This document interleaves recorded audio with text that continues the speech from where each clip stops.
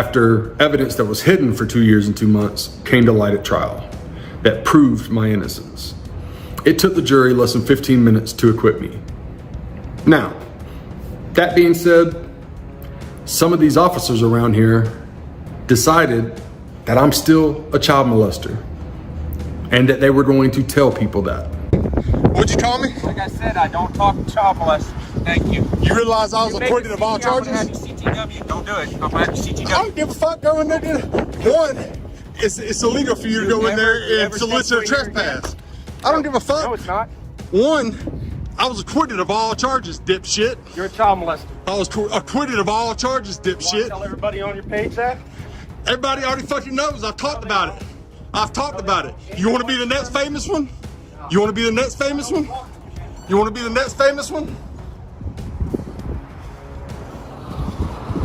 You want to tell everybody on your page? This story begins with a tragedy of injustice that few could ever imagine enduring.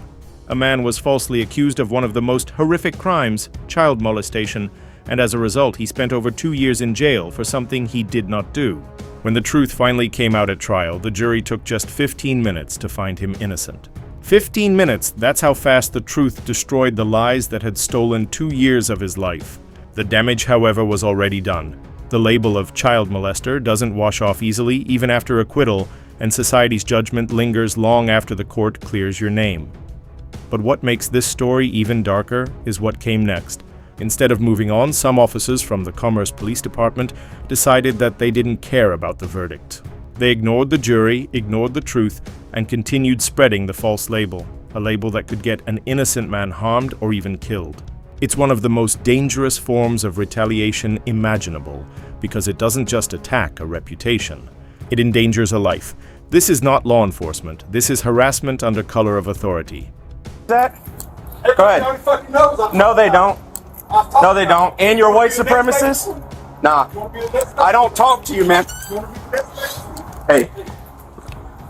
You guys cool with CTW and this guy off your property? This guy right here in the red shirt? Oh, now he's walking away. Yeah, that's fine. He come over, he was making a scene while I was sitting in the parking lot.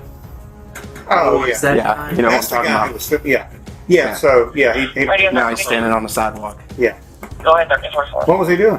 No, he come over. I told him, I said, don't say nothing to me. I said, you make a scene. He's got the video camera out saying also he's a child molester. Yeah. He got charged with child molestation. Yeah, and got He released. sat in jail. Radio. Yeah. He's the one who got off the Yeah, Emerson. Yeah. So I told him now he's standing on the sidewalk. Yeah. So I'm gonna tell if he comes back on the property, let me know. Yeah. I know y'all fixing to leave, but Yeah. and I'll see you. Yeah. Officer Hawk from the Commerce Police Department took it upon himself to travel around town spreading a lie. He allegedly told shop owners that this man was a child molester and encouraged them to trespass him from their properties. It's hard to imagine something more malicious, a sworn officer using his badge not to protect, but to persecute. The video captures him openly telling a store employee that the man got charged with child molestation, leaving out the fact that he was fully acquitted. That omission isn't just dishonesty, it's defamation with a badge. The danger here isn't just about one man. It's about the precedent it sets. When an officer feels entitled to rewrite the verdict of a jury and punish someone beyond the law, that's not policing, that's personal vengeance. The badge becomes a weapon of humiliation, not justice. Watching this clip feels like witnessing corruption unfold in broad daylight. One CTW request at a time. Yes, sir.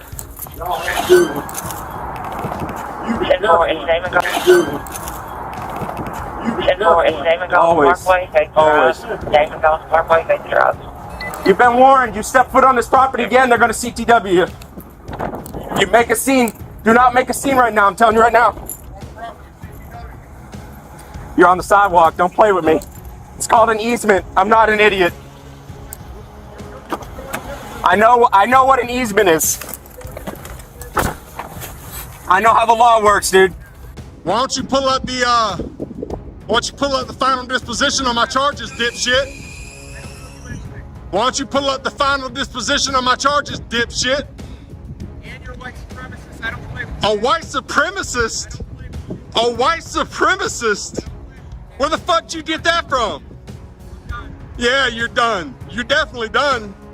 You'll be the next one with a fucking complaint, and you'll be the third Commerce Police Department out. When the falsely accused man confronts Officer Hawk, it's a moment charged with both anger and courage. The man stands his ground, reminding the officer again and again that he was acquitted of all charges. But Hawk refuses to acknowledge it. Instead, he mocks insults and repeats the slur that almost destroyed the man's life. "You're a child molester," he says, as if the court's ruling means nothing to him. It's not law enforcement anymore. It's pure arrogance in uniform. This is the kind of exchange that strips away the mask of authority and reveals the human flaw beneath it. Pride. The officer doesn't argue facts. He argues feelings. He doesn't uphold law. He defends ego. And the man, despite being provoked, keeps his composure. It's a haunting reminder that innocence isn't always protection when those in power decide to play judge and executioner outside the courtroom. In 6 months. You're a child molester. Is that right? Is that right? Do you know anything about the case? Did you? They just charged you for no reason, right? Yeah, they charged me for no reason. Dipshit. That's why I don't. Is there a red dot on my house? Is there a red dot on my house, dipshit? Yeah, you're talking, dipshit. You're talking, dipshit. I'm gonna tell you right now, if you curse and there's a juvenile out here, I'm taking you to jail. Don't do it. Don't do it. That's disorderly conduct.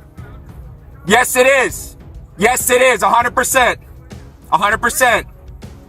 100%. We're all adults out here, unfortunately. It's not slander. Try again. No. No.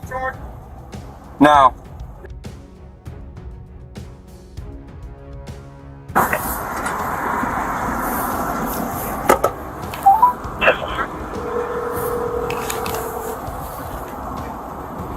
As the officer continues, he approaches a nearby shop owner, asking if they'll trespass the man simply because he made a scene.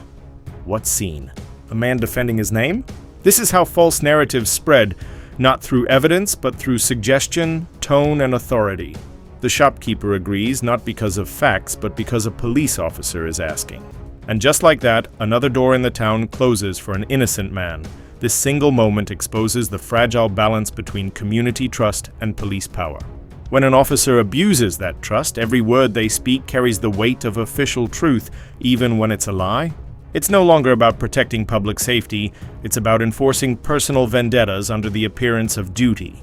The tragedy deepens because ordinary citizens, unaware of the truth, become tools in a campaign of defamation. Hey, sir.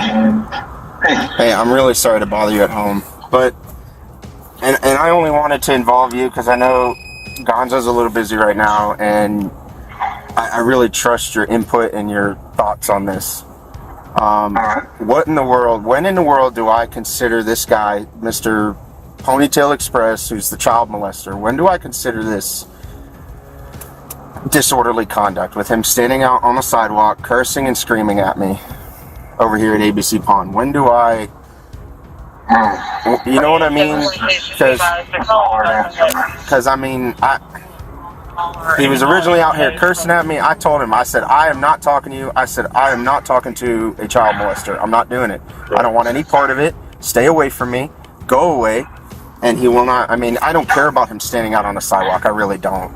It doesn't bother me. He can videotape me. I'm just running speed. It doesn't matter to me. But where do I draw the line? Involved in a traffic stop, or you were just... No, he was out on the corner. The confrontation intensifies as both men exchange heated words. The officer threatens the man with jail time for disorderly conduct, claiming that his use of profanity could justify an arrest because a juvenile might be around. But there's no juvenile present, and no law is being broken. It's a desperate grasp for control, a misuse of authority in its rawest form. The officer isn't trying to maintain peace. He's trying to silence truth. In this moment, the dynamic shifts entirely. The camera becomes the only real protection the man has, his proof, his witness, his shield. Without it, the story might have been buried under another false report, just like before. This is why recording interactions with police is vital. Transparency is the last defense of the powerless against those who misuse power. And he saw me drive up and he screamed, "What's up, fuck stick?" And I'm like, So- I said, leave me alone. I said, I'm not talking to you. I don't talk to child molesters. So, What you need to do is, if you're sitting there and he walks up, drive away. yeah, I know. I'm just it, and that, you know, that crossed my mind. I just, at the same time, I shouldn't have to worry about where I'm sitting. You know, and again, I don't mind somebody out on the curb. He can stand there. It doesn't bother me. He can videotape me. He can wave at me. He can tell people to slow down. That doesn't bother me. It's the cursing. Where do I draw the line at the yelling and cursing? You know? And I don't want to make a scene, make a stink, because we're already involved enough with some shit. I'm not, you know, I don't want to make things worse whatsoever. So that's why I called you. I just wanted you to know that he's walking away now because he got bored. So, Yeah. Man, that's the easiest way to deal with him right there. I mean, for whatever reason. Later, Officer Hawk is heard making a phone call to a superior officer, venting about the encounter.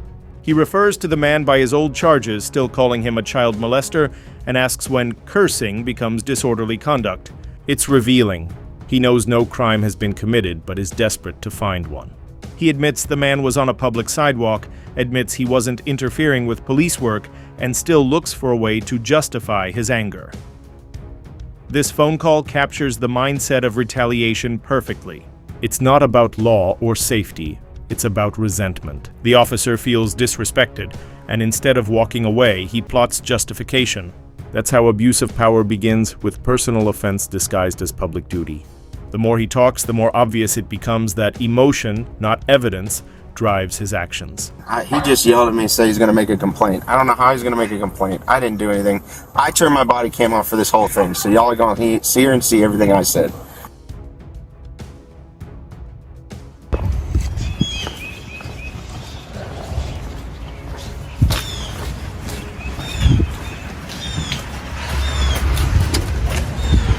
Morning. Sorry about that. No worries. How you doing? Knowing it was you, I'd have stopped my heart. Yes, sir. How you doing? I'm alright. So, have you had a chance to look at the body cam? I have. It doesn't look good. It doesn't We're look doing good. an investigation. So, can you tell me if he went in there and said the same thing to them? Did he go in there and call me a child molester to them?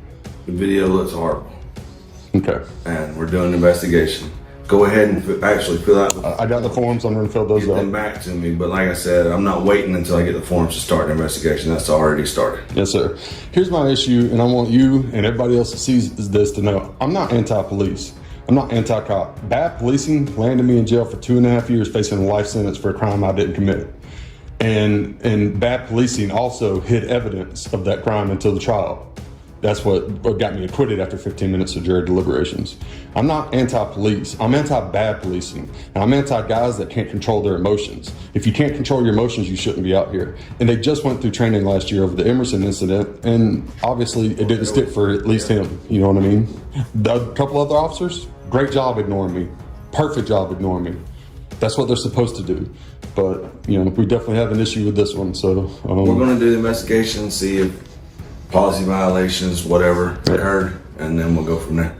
But you know, if he said that inside the ABC pawn shop, said that to them, that's a whole different bag of issues. Yes, sir. That's defamation and slander. So, I understand. yeah, I appreciate you getting on it. Later, the footage cuts to a superior officer reviewing Hawk's body cam. The verdict is immediate. It doesn't look good. Those words are heavy. They acknowledge the obvious, that what Hawk did wasn't policing, it was persecution. The superior confirms an internal investigation has already begun, which means even within the department, there's recognition that lines were crossed. What's seen on camera can't be spun into justification. This moment feels like a glimmer of accountability. Finally, someone inside the system acknowledges wrongdoing, but it also raises an uncomfortable question: how many similar incidents go unseen, unrecorded, or unpunished?